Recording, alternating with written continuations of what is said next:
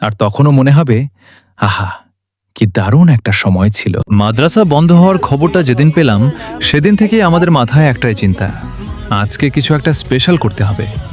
তাই আমরা কয়েকজন বন্ধু মিলে ঠিক করলাম এক বন্ধুর বাসার ছাদের ওপর ছোট্ট একটা বারবিকিউ পার্টি করব। বিকেলের দিকে সবাই একে একে ছাদের ওপর জড়ো হতে শুরু করলাম। কারো হাতে মুরগি, কারো হাতে মশলা, আবার কেউ কয়লা, লাইটার নিয়ে হাজির। প্রথমে তো সবাই খুব সিরিয়াস হয়ে কাজ শুরু করলাম, কিন্তু একটু পরেই শুরু হয়ে গেল দুষ্টামি, হাসাহাসি আর মজা। কেউ আগুন জ্বালাতে গিয়ে ধোঁয়ার মধ্যে পড়ে কাশতে লাগলো, আবার কেউ বলছে, হেই ভাই, মুরগিটা সাবধানে ঘুরাও, না হলে পুড়ে কয়লা হয়ে যাবে।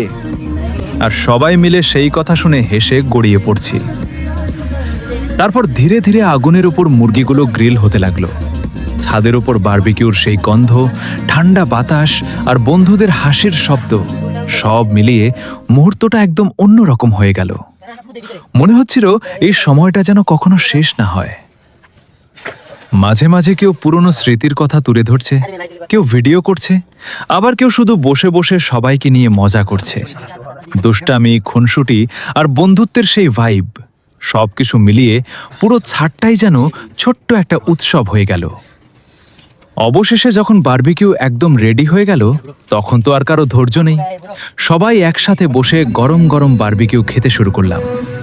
সেই স্বাদটা হয়তো শুধু খাবারের জন্য না, বরং বন্ধুদের সাথে কাটানো সেই সুন্দর সময়টার জন্য। মাদ্রাসা বন্ধ হওয়ার এই দিনটা আমাদের জন্য শুধু একটা ছুটি না, বরং বন্ধুদের সাথে কাটানো একদম স্মরণীয় একটা মুহূর্ত।